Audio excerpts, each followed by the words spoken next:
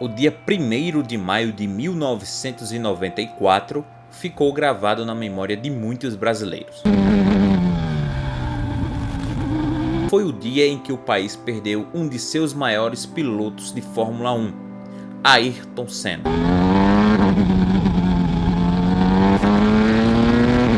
Após entrar em uma curva conhecida como Tamburello, perdeu o controle do carro a uma velocidade de 300 km por hora. A parte de maior velocidade eles vão atingir aos 350 km por hora! E Ayrton Senna ainda conseguiu reduzir a velocidade do seu carro para 200 km por hora.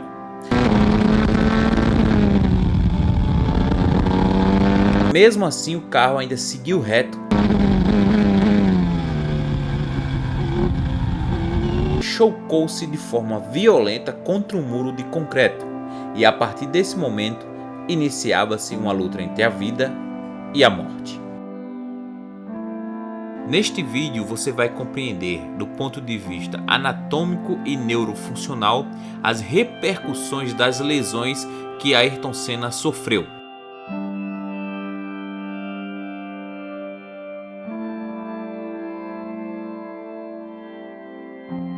E ainda vai compreender os procedimentos que foram realizados pela equipe de socorro para manter a vida de Ayrton Senna.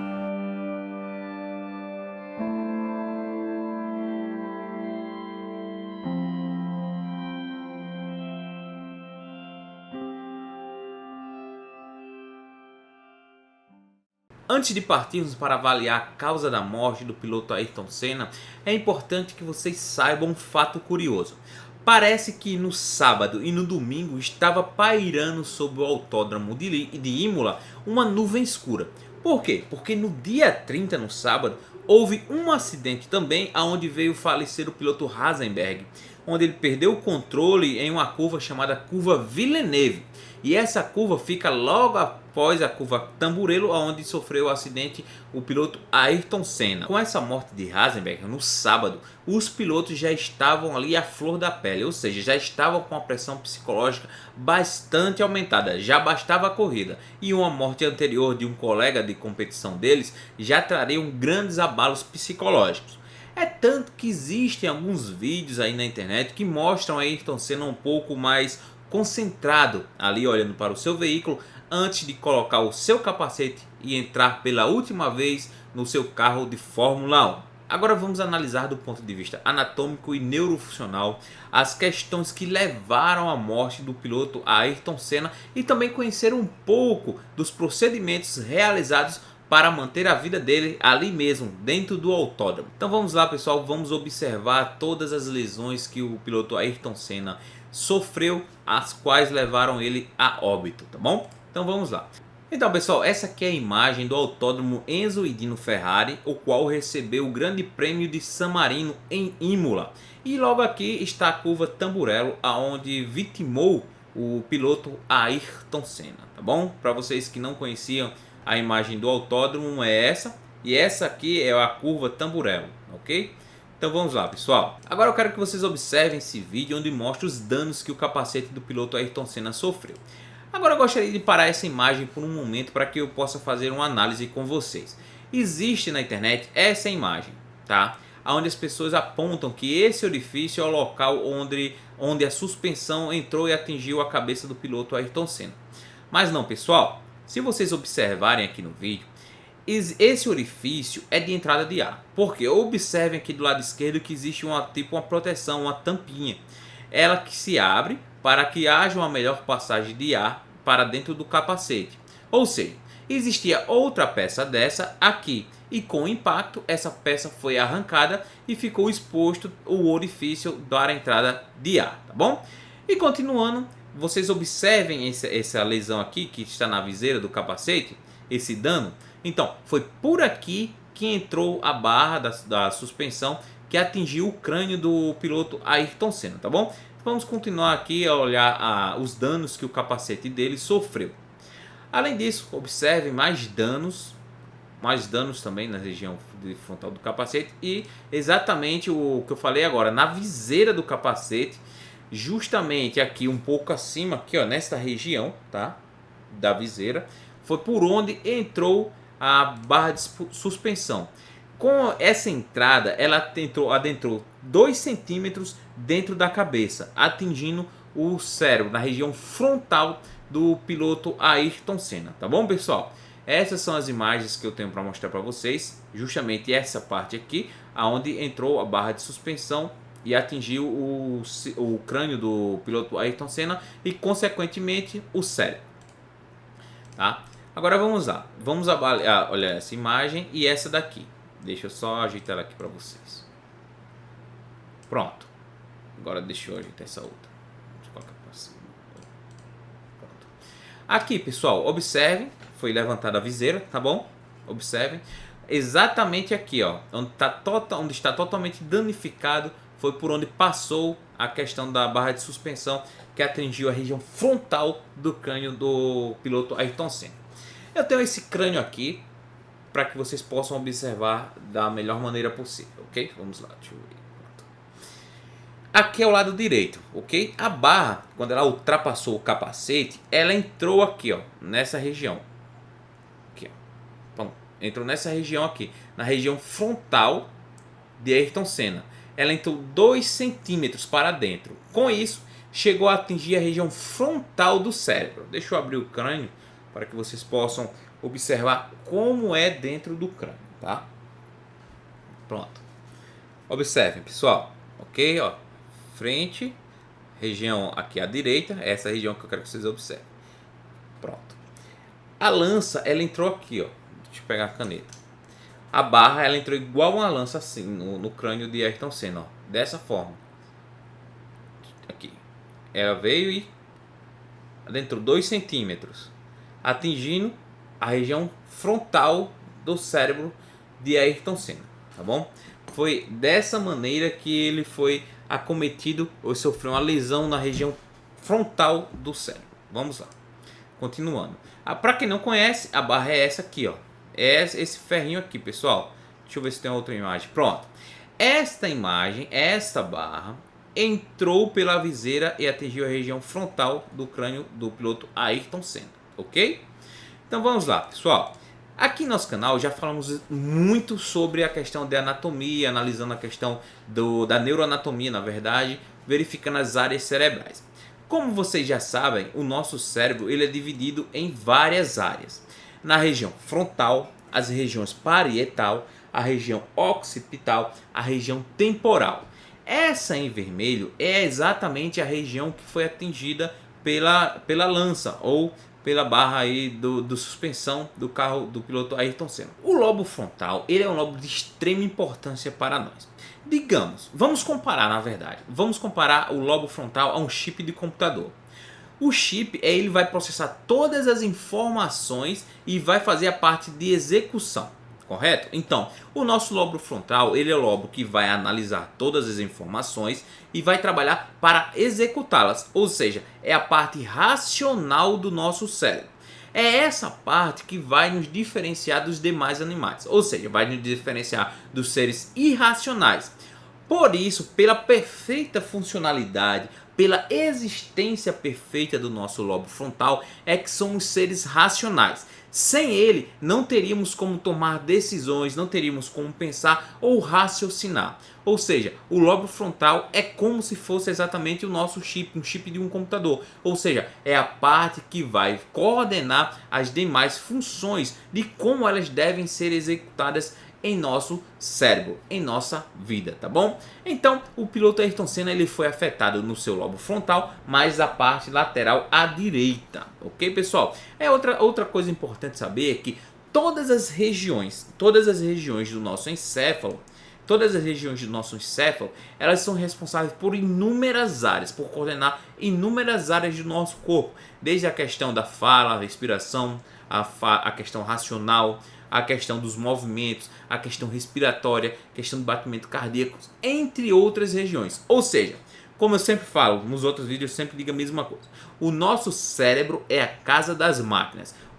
Ocorreu a lesão em alguma parte, grandes danos podem acontecer, tá bom? Então, o piloto Ayrton Senna ele foi afetado justamente no seu lobo frontal à direita. Ok, pessoal? Vamos continuar aqui. Além disso, antes de continuar, na verdade, é importante saber que o médico, quando estava atendendo Ayrton Senna no local da ocorrência, no local do acidente, ele relatou que viu massa encefálica. Isso quer dizer o quê? Que na hora que essa lança, que foi a barra de suspensão do carro, entrou na cabeça, no crânio de Ayrton Senna, que saiu, com certeza ela puxou alguma quantidade de massa encefálica por ali, tá bom? Eu gostaria de fazer esse acréscimo para vocês. Além disso, pessoal, ele não sofreu apenas a lesão pontual, ou seja, nessa questão de perfuração do crânio devido à questão dessa lança da barra de suspensão. Durante a autópsia de Ayrton Senna também foi identificado que houve secção, que houve uma lesão na artéria temporal, onde apresentou grande sangramento naquela área, tá bom? Ou seja, essa aqui é a área da região temporal, tá bom, pessoal? Essa aqui é a área da região temporal, onde houve essa lesão da artéria temporal. O que dizem? Que quando o Ayrton Senna colidiu no muro de proteção, ele não colidiu frontalmente, ele colidiu com o carro já indo para a lateral, tá? Na lateral do muro. Com isso, ele pode ter se chocado com a cabeça, ela pode ter se chocado diretamente com alguma região de concreto, pode ter se chocado com alguma parte do carro ou até mesmo sofrido o impacto de alguma peça do carro na hora que ele quebrou. Pode ter vindo e acertado a região temporal de Ayrton Senna. Essa pressão do impacto foi tão forte que levou ao rompimento da artéria temporal, tá bom, pessoal? Com isso também foi encontrado na avaliação da autópsia, foi encontrado também questão de fraturas de base de crânio. A base do crânio, pessoal, ela sai dessa linha aqui, ó, linha nucal inferior, tá? Da linha nucal inferior, daqui da linha nucal inferior, ela vai toda a região aqui, ó, debaixo do crânio, toda essa região aqui, ó, inferior do crânio, tá bom? Vem até aqui, ó, essa parte anterior dos incisivos, aqui, ó, tá vendo forames incisivos? Pronto. Essa região, toda essa região daqui, ó, forame incisivo daqui, aqui é região de base de crânio, tá bom? Completa toda essa região aqui, ó, até essa região do forame incisivo. Isso aqui é chamado de base de crânio, onde houve também uma fratura de base de crânio no piloto Ayrton Senna. As fraturas de base de crânio, elas possuem alguns sinais bem sugestivos, que são o que? Edema e equimose periorbital, que os olhos ficam escuros dessa forma aqui, ó. Otorreia e rinorreia. A otorreia e a rinorreia pode também ser chamada de otolicorreia ou rinolicorreia. Quando existe essa palavra licor, é porque há a saída de líquido cefalorraquidiano, ou seja, dos líquidos que recobrem a questão do nosso cérebro, que são os líquidos cefalorraquidianos, tá bom? Então, eles com os traumas muito grandes de base de crânio, de fraturas de base de crânio, pode acontecer a saída desse líquido pelos ouvidos ou pelo nariz. Além disso, se for sangue, é chamada de otorragia. Se for sangue pelo nariz, rinorragia, tá bom? Existe também esse sinal aqui, pessoal, é chamado de sinal de Battle, tá bom? Que fica na região retroauricular, assim, ou logo após aqui, por trás da orelha, na verdade. Eu vou mostrar uma imagem que vai exemplificar bem melhor para vocês. Tá aqui, ó, sinal de Battle, logo atrás da orelha. E aqui o sinal do guaxinim, ou chamado também de olhos de guaxinim. Agora, por que olhos de guaxinim? Por isso, pessoal, por causa desse animal chamado guaxinim, onde ele tem os olhos escuros. Observem, os olhos do guaxinim são olhos escuros. Então, esse sinal aqui do guaxinim é exatamente em alusão a esse tipo de animal, a esse animal, devido aos olhos escuros, tá bom? Por isso é chamado de olhos de guaxinim ou sinal do guaxinim. Agora vamos analisar os procedimentos que foram realizados logo após o acidente. É importante saber, pessoal, que em 1994 ainda muitas coisas em relação a atendimento de urgência, atendimento pré-hospitalar estavam sendo instituídas. E aqui para a Fórmula 1 existiam também protocolos que ainda estavam sendo instituídos e outros que estavam sendo trabalhados. E através desse acidente de Ayrton Senna foram desenvolvidos novos protocolos para facilitar o atendimento às vítimas de acidente automobilístico, principalmente da Fórmula 1, tá bom? Então aqui a equipe já tinha retirado ele do carro, já estava com ele no solo. Segundo informações, o médico realizou a traqueostomia. O que é a traqueostomia? A traqueostomia, de forma simples, é uma incisão cirúrgica que o médico realiza aqui na região da traqueia para manter as vias aéreas do paciente pérvia, ou seja, para que o paciente possa respirar sem perigo de obstrução. Com isso, na questão do acidente de Ayrton Senna, foi realizada uma traqueostomia de urgência, justamente para que pudesse ser mantida uma via aérea livre, para que ele pudesse respirar. Agora você vem e me pergunta, não, mas não podia ter usado uma intubação, uma máscara laríngea, etc. Pessoal, lembrando que estávamos em 1994. Muitas coisas, muitos protocolos de atendimento de urgência ainda estavam sendo desenvolvidos e outros materiais de urgência também estavam em desenvolvimento, tá bom? Mas não quer dizer que não existia tubo não, eu só estou dizendo que na questão do atendimento pré-hospitalar, no atendimento de urgência, ainda estavam sendo instituídos protocolos. E neste dia foi utilizado a questão da traqueostomia, tá bom? Então vamos lá, continuando. A traqueostomia, como falei, é esse orifício aqui, ó, que o paciente vai respirar. Voltando só a imagem aqui, ele pode respirar quando estiver através do ventilador mecânico, ligado na ventilação mecânica, ou de forma espontânea, tá bom, pessoal? Sem nenhum tipo de auxílio, espontâneo mesmo. Além disso, pode ser utilizado, como falei, uma cânula metálica ou uma cânula de plástico. Essa cânula de plástica, ela possui um balão na ponta. Possivelmente foi a que foi utilizado no caso de Ayrton Senna, ok? E também colocaram o colar cervical, só que esse colar cervical foi colocado antes de retirar ele do veículo, ou seja, colocaram o colar cervical, retiraram o capacete e só assim removeram a Ayrton Senna dentro do veículo e colocaram no solo para realizar os procedimentos avançados. É importante que vocês saibam que esse acidente, como deixou grandes danos a nível cerebral, seria muito difícil que Ayrton Senna sobrevivesse sem o equipamento de ventilação artificial, ou seja, sem o equipamento de ventilação mecânica. E também possivelmente tudo indicaria que ele ia, se sobrevivesse, ele ia viver em estado vegetativo, devido a esses grandes danos cerebrais, principalmente em região de lobo frontal, como nós falamos agora há pouco.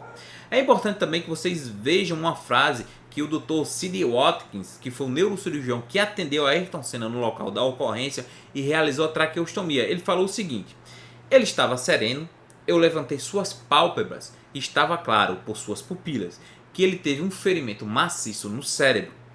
Nós o tiramos do cockpit e o pusemos no chão. Embora eu seja totalmente agnóstico, eu senti a sua alma partir naquele momento. Ou seja, ele já viu que o estado de Ayrton Senna era totalmente irreversível. Ou seja, ele não teria chances de sobrevivência. E se sobrevivesse, seria conforme eu falei agora há pouco para vocês. Então ele foi removido através de uma maca de aeronave, uma maca de resgate aeromédico, que na verdade deveria ser uma prancha rígida, mas como eu falei, estávamos em 1994. Muitos protocolos estavam sendo instituídos, outros sendo modificados. Aqui aparece o médico realizando uma ventilação mecânica com um aparelho chamado de AMBU, tá bom? E logo depois ele foi colocado no helicóptero, na aeronave, para seguir para o hospital. Chegando no hospital, eu tenho um recorte aqui da médica que deu os boletins, que era encarregada dos boletins médicos. Ela diz assim, ó: de acordo com o primeiro boletim clínico emitido pela doutora Maria Teresa Fiandre, às 16h30, o paciente Ayrton Senna teve um dano de cérebro com choque hemorrágico e encontrava-se em coma profundo, possivelmente morte cerebral. Entretanto, a equipe médica não notou nenhuma ferida na caixa torácica ou no abdômen. A hemorragia foi causada pela ruptura da artéria temporal, confirmando o que acabamos de estudar. O neurocirurgião que examinou o Senna no hospital mencionou que as circunstâncias não exigiam a cirurgia, porque a ferida foi generalizada no crânio, ou seja, todo o crânio estava lesionado, ou podemos traduzir encéfalo, tá bom? E às 18h05, a doutora Fiandre leu um outro comunicado com a voz agitada, anunciando que Senna estava morto. Nesse momento, ele ainda estava ligado a equipamentos que mantiveram a sua pulsação, ou seja, ele estava com morte encefálica, porém ligados aos equipamentos, como mencionei, que ele poderia apenas viver ligado a equipamentos, em estado vegetativo, porém ele tinha uma morte encefálica no caso. Ou seja, no momento que desligassem esses equipamentos, todos os órgãos dele parariam. Assim como já abordamos em outros vídeos, e se você quiser saber um pouco mais sobre morte encefálica, morte cerebral, vou deixar um vídeo aqui no final deste para que você possa assistir e compreender por completo esse assunto, tá bom? Então vamos lá. A liberação pelas autoridades italianas dos resultados de autópsia de Senna revelaram que o piloto teria morrido instantaneamente, ou seja, ele poderia ter morrido no momento da colisão ou morte cerebral. Assim colabora com o depoimento que eu li anteriormente, que o médico, após observar as pupilas dele, percebeu que ele já tinha partido ali, tá bom? Mas mesmo assim foi realizados os procedimentos de reanimação cardiopulmonar, com a realização da traqueostomia e os procedimentos dos demais procedimentos de reanimação. Então pessoal, esse foi o vídeo de hoje, espero que vocês tenham compreendido um pouco desse assunto que é bastante complexo, envolve muitas pesquisas, envolve muitos assuntos, uns ainda continuam com algumas controvérsias, ainda continua uma discussão no meio sobre essa questão de Ayrton Senna. É importante não julgar o atendimento que foi realizado naquela época, pois como eu falei sempre, estávamos em 1994, não agora, onde já existem outros materiais e outros protocolos que possivelmente você já pode ter estudado. Então espero que tenha colaborado com o conhecimento de vocês. Caso tenha alguma dúvida, coloca aí nos comentários. Além disso, deixe alguma sugestão para um próximo vídeo, tá bom? Lembre-se de se inscrever em nosso canal. Então pessoal, um forte abraço e até a próxima. Valeu! É a última volta da prova.